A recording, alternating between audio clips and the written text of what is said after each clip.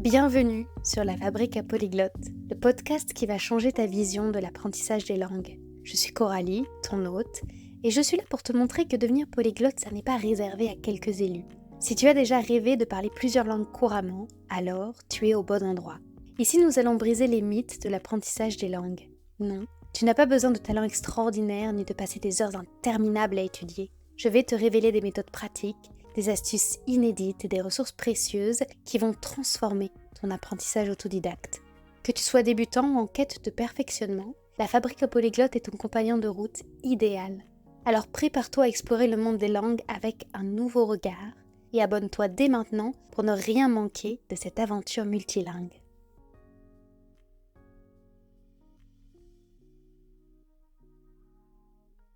J'ai fait un rêve. Notre invité du jour, il a appris 8 langues en seulement 3 ans. Il est encore élève en master et je suis sûre qu'il apprendra encore des dizaines et des dizaines de langues au cours de sa vie. Et mon rêve, c'est que ce parcours, son parcours atypique, devienne complètement banal et que l'apprentissage des langues soit accessible à tous. Mais en attendant, en 2024 en France, son parcours n'a rien de banal. Alors je vais vous inviter à écouter attentivement les réponses à ces questions et la manière dont il s'organise parce que il a en réalité la disposition d'esprit parfaite pour apprendre des langues, c'est-à-dire assez de souplesse et assez de volonté et de passage à l'action pour concrétiser ce que c'est que d'apprendre une langue.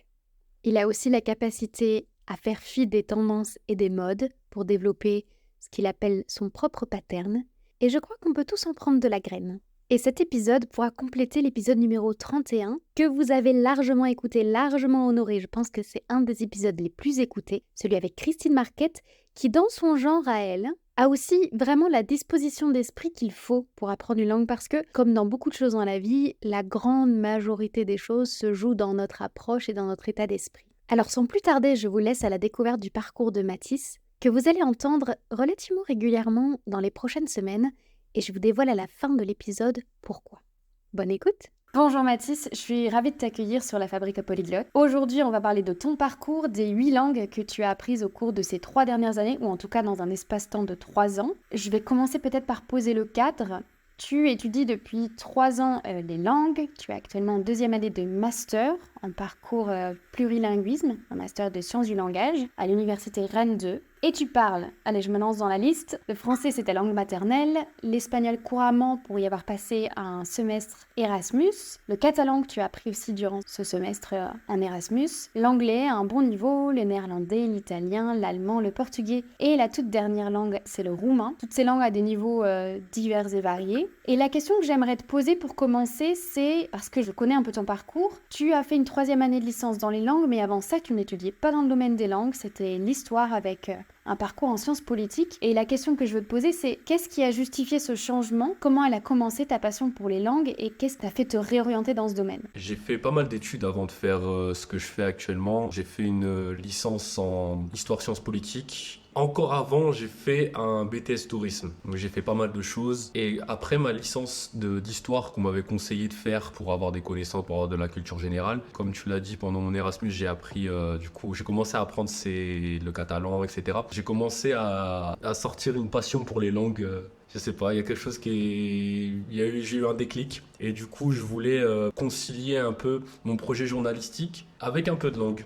Et donc la langue avec laquelle tu as eu le déclic, c'est le catalan, c'est ça? Oui, vraiment, parce que en autodidacte, je les ai améliorées toutes. En autodidacte, l'anglais et l'espagnol, je l'ai appris à l'école. Mais l'espagnol et l'anglais, je l'ai vraiment amélioré pendant cet Erasmus-là. C'est-à-dire que mon niveau en espagnol était pas nul, mais c'était vraiment moyen, quoi. C'était, allez, un B1. Mais moi, en fait, je pensais que j'avais un niveau vraiment incroyable. Et je suis arrivé, je suis tombé des nues.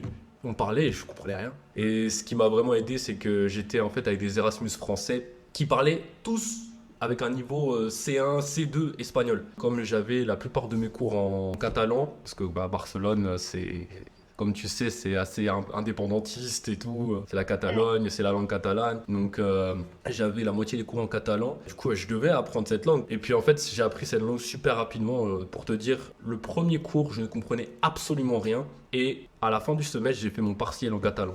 Donc ça m'a donné une grosse confiance en moi par rapport aux langues. Je me suis dit, mais en fait, je peux apprendre plein de langues en fait. Et donc du coup, c'est comme ça que j'ai commencé à me tourner vers plein de langues. Et ça, c'est un petit peu le début de l'histoire, mon histoire d'amour avec les langues.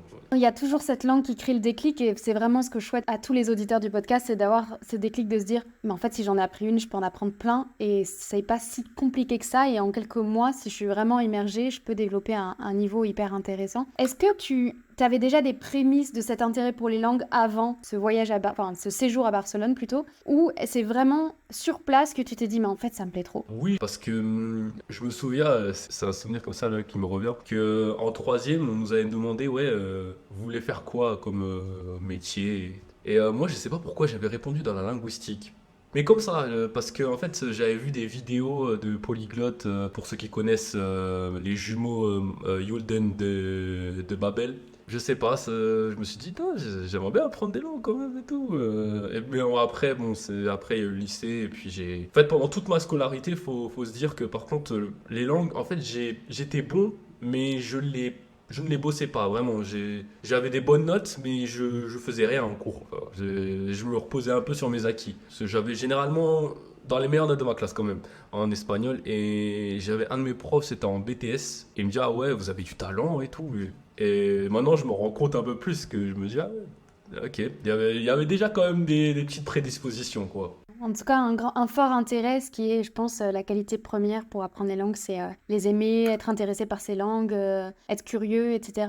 Avant d'aller plus loin dans tes méthodes, moi j'aimerais savoir à quel âge tu as fait cet Erasmus. Alors, j'avais 20 ans. 20 ans et ouais, je suis parti de là-bas à 21.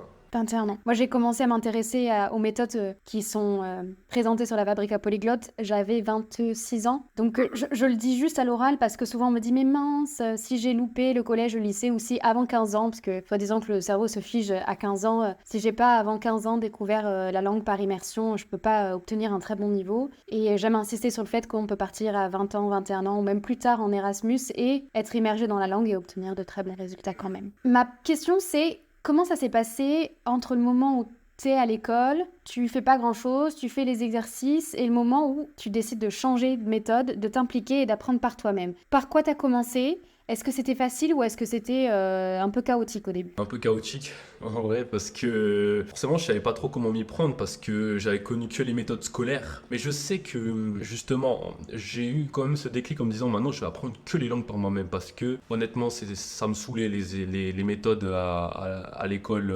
enseignées. Je trouvais ça très ennuyant. Et en fait, en L1, ma première année de licence d'histoire sciences politiques, j'avais des cours d'espagnol, mais c'était d'un ennui, un ennui. Mais après, j'avais changé en L2, j'avais pris le portugais. C'était, on va dire, ma petite introduction avec le portugais. Après, j'ai continué par moi-même. J'ai du coup commencé à apprendre vraiment des langues en autodidacte. Et donc, du coup, j'ai commencé en amont avec le catalan parce que du coup, j'ai pas commencé à apprendre dès que j'étais à Barcelone. J'ai commencé un peu avant en amont, juste pour connaître quelques petites phrases, etc. Et j'ai commencé en même temps le néerlandais. Pourquoi le néerlandais? Alors, c'était en partie parce que j'avais eu comme projet de vivre aux Pays-Bas parce que je trouvais ce pays vraiment top en termes d'atmosphère. Et j'avais trouvé les vidéos d'un gars que je salue si jamais il regarde, si jamais il écoute, le podcast qui s'appelle Russell de Anne, qui enseigne un peu, qui fait des petites vidéos. Où j'avais commencé à apprendre avec lui. Et du coup, j'ai pris des cahiers et j'ai commencé à tout noter. Comme un élève, mais par moi-même en fait. Donc, c'était un petit peu différent parce que j'apprenais un peu ce que je voulais.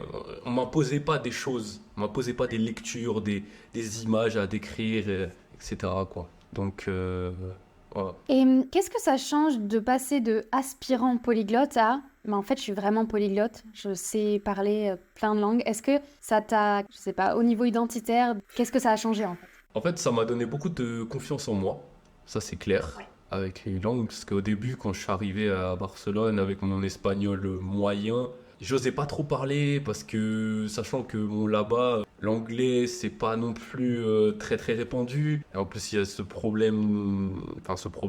on va dire, ce cas de figure avec le catalan. Au début, c'était un peu, j'avais pas trop confiance en moi, et puis petit à petit, en sachant maîtriser la langue, et ben j'ai pris de l'assurance et puis à la fin j'étais complètement à l'aise quoi, j'avais plus peur d'aller voir les gens et puis du coup ouais, je pense que par rapport à ça ça m'a donné beaucoup de confiance. Après polyglotte Je sais pas si. Je crois que je me suis jamais vraiment. Oui, ok, on peut dire que je suis polyglotte, mais je sais pas, j'arrive pas à me considérer comme tel. Je sais pas, j'ai l'impression que ça fait un peu prétentieux. Donc, du coup, je préfère dire juste, ouais, bah, je connais les langues, voilà, c'est tout. Parce que peut-être qu'après, les gens ils vont se dire, ouais, il se prend pour qui, lui Je reste la tête sur les épaules, et même si, ok, je suis fier en fait de mon parcours quand même. Je suis fier d'avoir appris toutes ces langues.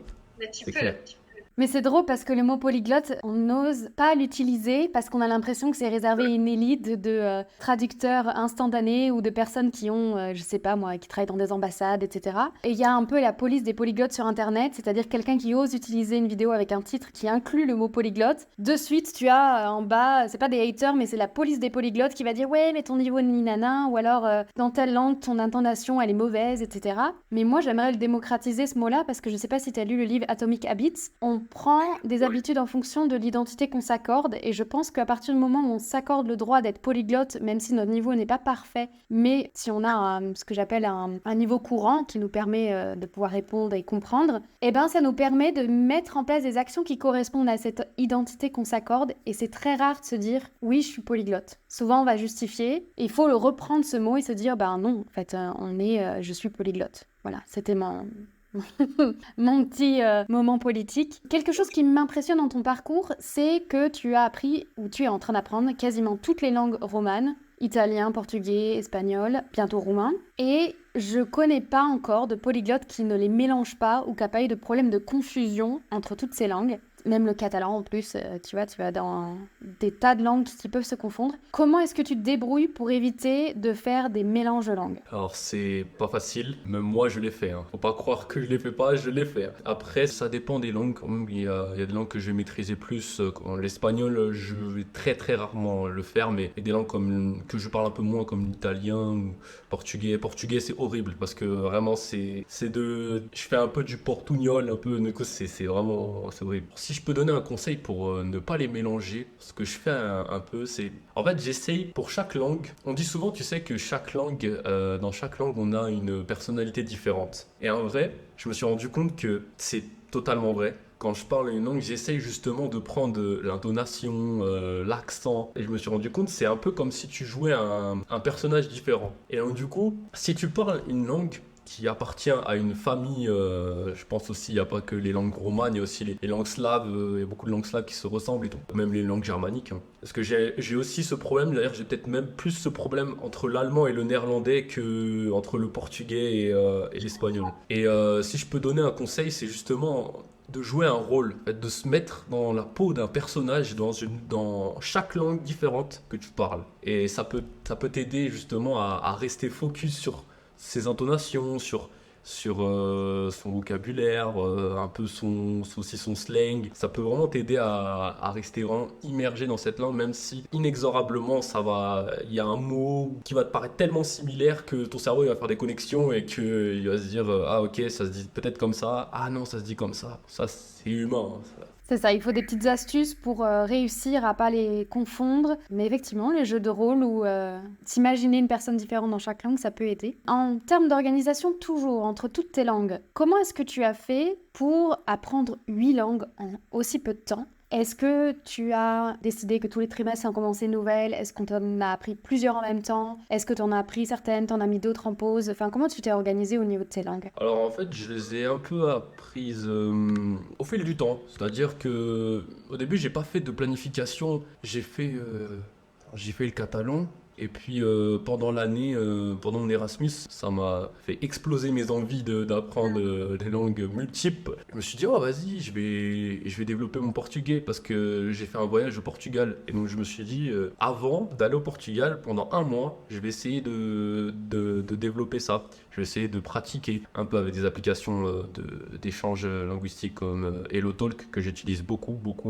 Et puis j'avais quelques potes italiens, donc je me suis dit pourquoi pas apprendre italien avec eux. Après le néerlandais que j'avais un peu commencé à apprendre avant mon Erasmus, que j'ai un peu laissé pendant mon Erasmus, une fois j'ai entendu dans le train des néerlandaises. Et vraiment mon néerlandais était catastrophique, mais je me suis dit, je m'en fous, je vais essayer. J'essaye, au pire des cas, si je passe pour quelqu'un de bête, je m'en fous.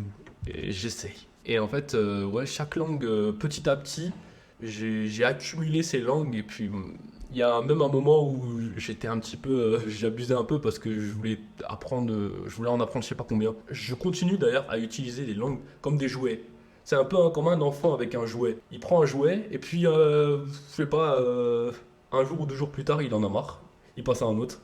Il passe à un autre, il passe à un autre. Et j'étais un petit peu comme ça.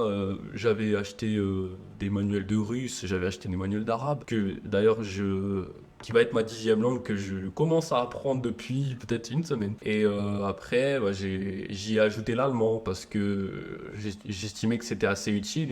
Je me disais avec mes connaissances de néerlandais, ça allait m'aider. Et après, du coup, le roumain, ça a été à court terme plus. Comme objectif, c'était pour le voyage. Et donc, du coup, pour chaque langue, j'ai pas fait une planification, mais pour chaque langue, ça a été moi une envie, quoi. Et puis, à chaque fois, c'est venu, et puis tout s'est accumulé. Mais à l'avenir, par contre, je pense que j'ai un petit peu plus planifié. Maintenant que je suis un peu à l'aise avec l'exercice, avec le processus, maintenant que j'ai un processus assez bien défini. Mais oui, on peut carrément et totalement apprendre des langues sans plan prédéfini en suivant ses inspirations, ses voyages. Et j'aime beaucoup le fait que tu parles aussi du fait qu'on peut apprendre une langue à court terme. Parce que complètement, des fois on s'interdit. On a l'impression qu'apprendre une langue c'est tellement compliqué qu'on va pas investir là-dedans si c'est que pour un voyage. Mais on peut très bien apprendre de quoi survivre dans le pays, de quoi s'amuser, de quoi connecter avec les gens. Parce que je crois que c'est la chose la plus belle dans l'apprentissage des langues, c'est d'avoir des amis de plein de pays différents et qui ont des tas de cultures différentes et qui nous apprennent beaucoup de choses du monde. Et donc, ouais, on peut se dire, bah, dans un mois, je pars à un tel pays, bah, je peux apprendre des bases, de quoi aborder des gens, faire des blagues, j'en sais rien. Il y a une étude qui tend à dire qu'on peut exister, entre guillemets, on peut avoir à atteindre un niveau natif dans seulement 5-6 langues, mais on peut carrément en apprendre des centaines sans souci, en fait. Vraiment. Totalement vrai. C'est totalement vrai. Faut pas croire que. En fait, je pense qu'il faut pas essayer d'atteindre un niveau complètement natif, comme on dit, dans 10 11. C'est pratiquement impossible. À moins qu'on consacre toute sa vie entière à l'apprendre, à apprendre ces langues, c'est impossible sinon. Donc, je pense que c'est pas l'objectif de parler parfaitement toutes ces langues. Non, pour moi, je considère que je parle une langue quand je peux avoir des conversations. Oui, oui, c'est déjà énorme en fait. Faut pas avoir un niveau C1 ou C2 dans une langue pour se dire ça y est, j'y suis parvenu, clairement. Maintenant, on va rentrer dans le cœur du sujet, c'est la question de la méthode. Parce qu'en fait, toi, au fur et à mesure que tu as appris des langues, tu as testé plein de choses. Donc, ce que je voudrais te demander, c'est en fait, quelle est ta méthode, celle qui te convient à toi. Tu nous en as donné un petit peu quelques ingrédients. Tu parlais d'immersion, tu parlais de voyage, tu parlais de HelloTalk. Et ce que tu as fait qui te convient pas vraiment et que tu déconseillerais. Qu'est-ce que c'est? Donc la bonne méthode pour toi et les choses à éviter. Pour moi, la bonne méthode. Donc là, je vais un peu aller à contre-courant de toutes les méthodes, on va dire qu'on conseille un peu. C'est-à-dire que moi, je commence par la grammaire. Et encore une fois, vraiment, justement, c'est vraiment mon propre rapport à la langue parce que je considère que en fait, la grammaire, j'ai un petit peu une fixette sur ça parce que moi, je me dis que je peux pas parler avec des bribes. Je suis obligé de faire une phrase. Je peux pas juste dire un mot, un mot, un mot, un mot qui n'ont pas de syntaxe. Je sais pas. Peut-être c'est parce que c'est par rapport à notre éducation en France. C'est on nous casse la tête avec la grammaire. Peut-être que j'ai imprégné ça et c'est jamais sorti. Mais j'ai besoin d'apprendre la grammaire. Après, je n'apprends pas la grammaire en profondeur. J'essaye juste d'apprendre pour pouvoir construire des phrases. Et pour moi, c'est quand même la base. Parce qu'on dit souvent, oui, la grammaire, faut pas se casser la tête. Il faut quand même apprendre les bases. C'est quand même important pour pouvoir construire des phrases. Après, évidemment, ça ne va pas sans le vocabulaire. C'est impossible de juste apprendre la grammaire et sans vocabulaire, parce qu'au final, bah, ok, tu sais construire des phrases, mais dedans, tu dis quoi en fait? Parce que si t'as pas de vocabulaire, c'est compliqué. Je me dis qu'au moins, c'est fait. Au moins, c'est fait. Après, je peux me concentrer sur le vocabulaire, la prononciation, mais au moins, je sais conjuguer, je sais un peu décliner. Je me dis, j'ai fait un peu le plus dur. Puis en même temps, j'apprends un peu de vocabulaire. Donc vraiment, pour commencer, tout début, ça va être des petites expressions vraiment pour se présenter, les expressions de base, quoi. Et puis ensuite, ouais, ça va être du coup à travers des vidéos que je vais regarder, des lectures, des articles de presse que je vais lire. En fait, je vais faire un exercice, c'est que je vais me lire un article de presse et je vais surligner tous les mots que je comprends pas. Et ensuite, je vais me faire sur Drive, je vais me faire un Google Tab, je crois que c'est comme Excel, quoi. C'est un espèce de... Google Sheet. Ouais, Google Sheet, exactement. Je vais faire une liste de vocabulaire dessus. Donc, je vais mettre le mot de vocabulaire, la traduction. Après, je vais organiser ça avec, je sais pas, les adjectifs, les verbes, les expressions, un petit peu. Et du coup, je vais remplir petit à petit cette liste. Et puis, chaque fois que je vais la revoir, je vais revoir les mots que j'ai écrits la fois d'avant. Comme ça, je fais de la répétition espacée. Tu utilises une application pour faire de la répétition espacée dans le temps, comme Anki ou ce genre ou Quizlet, pour rentrer les mots de vocabulaire dans l'application et qu'elle te les ressorte au moment où tu en as besoin? Ou tu le fais par toi-même manuellement avec ton tableur? Non, non, non, je le fais que avec mon tableur. C'est-à-dire, je vois, je lis les mots de vocabulaire que j'ai mis et puis je les répète à haute voix. Excuse-moi si je t'interromps, pour les lire à haute voix, il faut que tu aies la sonorité. Est-ce qu'à ce moment-là, tu as travaillé un petit peu la prononciation? Pas forcément la prononciation, si, un peu la prononciation, mais surtout la phonétique de la langue. Oui, Et tu fais grammaire, vocabulaire, phonétique? Dans quel ordre je fais un peu tout en même temps, mais je suis quand même priorité grammaire d'abord. Et ensuite, quand j'ai assimilé la grammaire, je l'efface un peu plus au profit du vocabulaire et de la prononciation. Mais j'essaie d'apprendre, enfin j'essaie de concilier les deux. Pour la prononciation, j'essaie toujours de savoir comment ça se prononce. Parce que des fois, tu peux prononcer un mot comme tu penses qu'il se lit, et au final, il se prononce pas du tout comme ça. Après, il y a des jours où je vais faire un peu plus de la compréhension écrite, des fois plus de la compréhension orale, avec des vidéos, des podcasts, etc. Des fois, je vais faire un petit peu de l'expression orale avec HelloTalk, même des fois de l'expression écrite quand je fais des vocaux, de l'expression orale, pardon, quand je fais des vocaux. Ouais, et puis petit à petit, après, j'avance. Je reste quand même, comment dire, dans cette pattern que je fais à chaque fois de grammaire, vocabulaire, prononciation, grammaire, vocabulaire, prononciation. J'adore parce qu'on apprend les langues à l'opposé.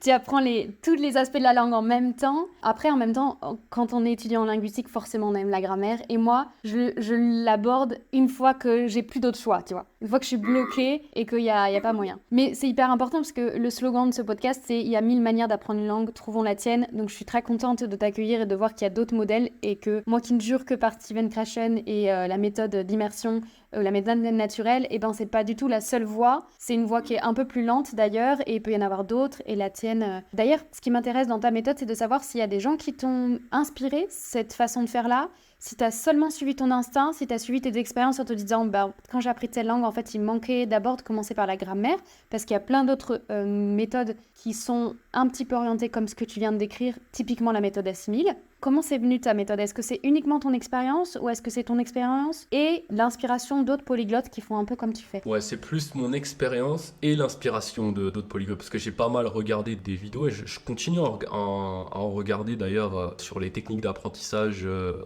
Parce que voilà, j'ai ma technique, mais je peux toujours l'améliorer. Faut toujours remettre en question, pas que dans les langues d'ailleurs, faut toujours se remettre en question sur tout de toute façon. Même si on pense que ce qu'on fait c'est bien. Et du coup, oui, il y a pas mal de polyglottes parmi lesquels je me suis inspiré. Par exemple, pour la liste de vocabulaire que je fais là sur Google Sheet, je me suis inspiré je sais pas si tu connais, c'est Zoe Languages. Elle, c'est dans le top 3 de mes sources d'inspiration. Parce que ses vidéos sont vraiment qualitatives et elle m'a également dans mon plan d'études quotidien.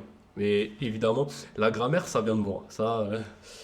Bah écoute, un des derniers invités du podcast, c'est Alex Baron qui adore la grammaire aussi, donc je connais plusieurs polyglottes ou locuteurs, personnes qui apprennent les langues étrangères, qui ont ça comme point d'accroche parce que ça les intéresse et qu'avant même de s'intéresser presque au son d'une langue, la structure, les constructions de phrases, les constructions même des mots les intéressent et je pense qu'on peut pas... En fait, si on a un intérêt, il faut le prendre, ça va être la locomotive, ça va être notre moteur qui va nous porter dans l'apprentissage des langues. Donc, il faut surtout pas le taire en se disant « Ah ben Coralie, elle utilise la méthode d'immersion naturelle ou la grammaire, on la fait pas, donc je vais pas le faire. » Non, non, non. Si ça t'intéresse, tu fonces parce que c'est ça qui va t'aider après à apprendre tout le reste et tout ce qui sera plus difficile peut-être pour toi.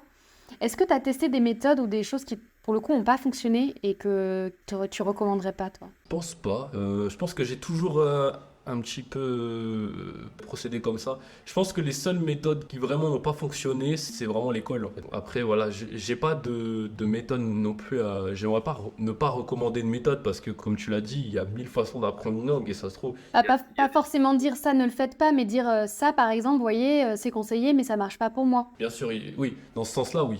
Évidemment, il y a des choses, comme j'ai dit, que voilà, ça marche pas, mais bon, s'il y a des choses qui marchent pas, on essaye autre chose. Et je pense que ce qui t'aide le plus, c'est que tu n'as pas besoin d'un cadre et tu arrives à te créer ton propre cadre. Et je pense que c'est le point commun à tous les autodidactes. C'est les personnes qui sont plus capables de se créer leur propre cadre que de suivre un cadre imposé, en fait. Totalement. Vraiment, c'est ma plus grande chance de pouvoir agir comme ça. Je sais qu'il y a des personnes qui sont pas capables et qui m'envient limite quand je leur en parle, quoi. Bah oui, parce que en fait, avec un cerveau scolaire, finalement, on apprend moins bien les langues. Et c'est pas un problème, hein. On peut suivre des méthodes. Les méthodes assimilées, elles sont excellentes si on n'a pas l'envie de soi-même de se créer son propre environnement d'apprentissage. Une question que je me pose, c'est comment tu organises tes différentes langues? Est-ce que tu pourrais, par exemple, me donner un plan de ta journée au niveau de l'apprentissage des langues? Comment tu organises tes différentes langues en une journée ou une semaine, si c'est mieux de parler à l'échelle d'une semaine? Alors, j'essaye souvent de mettre un plan au quotidien que je respecte pas toujours, hein. Honnêtement, des fois, j'ai pas forcément le temps, mais j'essaie quand même de me mettre un planning au moins pour me dire, ok, à ce moment-là, je peux le faire, au moins pour garder une discipline. On sait que des fois, la discipline, ça compense la motivation. Moi, je trouve ça important de faire des plannings quotidiens s'il le faut. À part pour l'anglais, l'espagnol et le catalan, les autres langues, je continue à les apprendre. Tu apprends 6 langues en ce moment? Oui, après, des fois, je peux pas toutes les apprendre en même temps, c'est pas possible. Donc, du coup, des fois, je fais un peu des focus. Avant de partir en Roumanie, forcément, je passais beaucoup de temps à apprendre le roumain. Maintenant que je suis rentré de Roumanie, j'en ai un peu moins besoin. Donc, j'essaie de me focaliser un peu plus sur l'allemand. Pour le coup, cette langue, j'aimerais bien la maîtriser. Des fois, je vais pas forcément avoir beaucoup de temps. Des fois, je vais avoir beaucoup de temps. Donc, du coup, je vais pas me dire, ok, je fais, je sais pas. 45 minutes l'allemand, 30 minutes le néerlandais. Je vais pas faire en minutes, je vais faire plutôt en pourcentage. Je vais me dire, sur une journée, je fais 50% d'allemand. Si j'étudie 3 langues dans la même journée, je vais faire 50% d'allemand, 25% de néerlandais et je sais pas, 25% d'italien par exemple. Et je vais me faire un créneau, quoi. Je vais me faire 2 heures ou des fois 3 quand j'ai vraiment le temps. Quand j'ai un peu moins le temps, ce sera 1 heure voire 30 minutes. Je vais du coup adapter mon temps en fonction du pourcentage. Du coup, par exemple, tu les apprends toutes d'un bloc. Dans ta journée, si ton créneau c'est entre midi et 2 le matin, peu importe, tu vas te dire là j'ai 2 heures pour mes langues. Bon, je vais faire 50%. Voilà, ça va être toutes tes langues à la suite les unes des autres pendant un bloc unique. C'est ça? Des fois, ça va être un bloc et des fois, je vais apprendre, je sais pas, par exemple, le matin, je vais plus me focaliser sur l'allemand et le soir, je vais plus me focaliser sur le néerlandais. En fait, ça dépend de mes emplois du temps. Mais si j'arrive à me caler 2 heures dans la journée d'affilée, ouais, je vais les caler. Parce que ça peut paraître plus difficile d'enchaîner comme ça les langues à apprendre, mais justement, je pense que c'est une bonne gymnastique parce que ça permet justement d'enchevêtrer les langues. C'est un bon entraînement en fait pour passer d'une langue à une autre sans difficulté. Une autre question que je voudrais te poser, c'est quand tu planifies tes pourcentages et ton temps disponible, tu fais par exemple un mois à l'avance, tu dis ben là ce mois de mars, j'ai telle et telle priorité, ou tu fais une planification à la semaine, ou tu fais un petit peu au jour le jour en te disant ben tiens, je me ferai un petit peu d'italien ce matin. Avant, je faisais un petit peu au jour le jour et puis maintenant, alors ça aussi, j'ai un petit peu, je me suis un petit peu inspiré de quelques polyglottes sur YouTube. J'ai même plus le nom de la personne qui avait fait un planning annuel. Et du coup, j'ai fait ça pour 2024. Donc, pour chaque mois, je me suis mis un ordre de priorité. C'est-à-dire, je me suis mis 4 ou 5 langues dans le mois, mais il y aura l'allemand en premier, il y aura le néerlandais en deuxième, etc. Après, du coup, avec les nouvelles langues que je vais apprendre, je vais aussi les inclure dedans. À partir d'un tel mois, j'inclus cette langue et je la mets en premier. Parce que ça, c'est Luca Lampariello qui en parlait, et c'est logique d'ailleurs, il faut passer le plus de temps pour apprendre la langue qu'on connaît le moins. C'est un peu logique. Si je peux donner un conseil justement pour les langues que tu apprends, toujours mettre plus de temps, mettre un pourcentage plus élevé pour la langue que tu viens de débuter. plutôt que des langues que tu connais déjà. Après, ça dépend des objectifs aussi. Mais je trouve ta manière de planifier hyper souple en fait, parce que quand tu mets des priorités, tu te fermes aucune porte parce que c'est pas tout figé, c'est juste ok, j'ai un focus. Et la répartie en termes de pourcentage, ça permet aussi de nous adapter à notre emploi du temps qui est changeant, donc c'est hyper souple. Et ça rejoint une question, tu devances presque une question que j'avais, c'était la chose la plus importante que tu aies apprise ou comprise sur l'apprentissage des langues. Ce serait quoi? Oser, justement, oser, parce que tout simplement, c'est une langue, c'est faite pour être parlée. Si tu parles pas, qui va le faire à ta place? Même si c'est 2 mots, même tu connais 10 mots, c'est pas grave.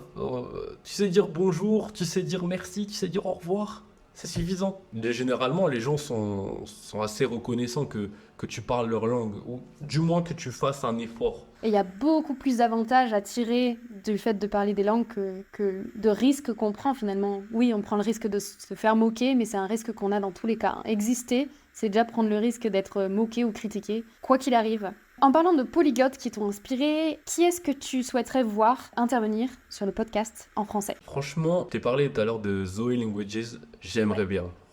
Franchement, ce serait mon but parce que je la trouve tellement inspirante. Et c'est quelque chose qu'on va voir intervenir sur ce podcast, Mathis, parce que pour révéler un petit peu les choses, tu rejoins la Fabrique à Polyglotte pour un stage, et donc tu pourras aller toi-même creuser ces sujets, et on réentendra ta voix très bientôt sur le podcast. Merci beaucoup d'être venu raconter ton parcours, et je vais te laisser le mot de la fin, la dure tâche de conclure cet épisode. Découvrez-vous, redécouvrez-vous et amusez-vous en pratiquant les langues. On en saura toujours plus, même si ce qu'on connaît n'est rien à côté de ce qu'on ne connaît pas. La langue, c'est la culture, la langue, c'est les émotions, et la langue, c'est la vie, en fait. On en a besoin. Et aussi, tout le monde peut le faire. Si quelqu'un veut devenir polyglotte, il peut le faire. Tout le monde peut acquérir une langue plusieurs langues à des niveaux très convenables. Les polyglottes ne sont pas des génies. Il faut absolument déconstruire cette idée. Yes, meilleure conclusion. Être polyglotte, c'est fait pour tout le monde. Merci Mathis. Merci d'avoir écouté cet épisode de la Fabrique à Polyglotte jusqu'à la fin. J'espère sincèrement qu'il a été enrichissant pour toi. Si c'est le cas, j'ai une faveur à te demander. Pour soutenir notre communauté polyglotte grandissante, pourrais-tu prendre un instant pour attribuer 5 étoiles à ce podcast sur ta plateforme d'écoute et le partager autour de toi? Ton soutien, c'est la clé de la longévité de ce podcast. Je te remercie chaleureusement pour ce geste. Et en attendant notre prochain rendez-vous, je te souhaite d'incroyables conversations en langue étrangère, mais surtout, reste curieuse, reste curieux.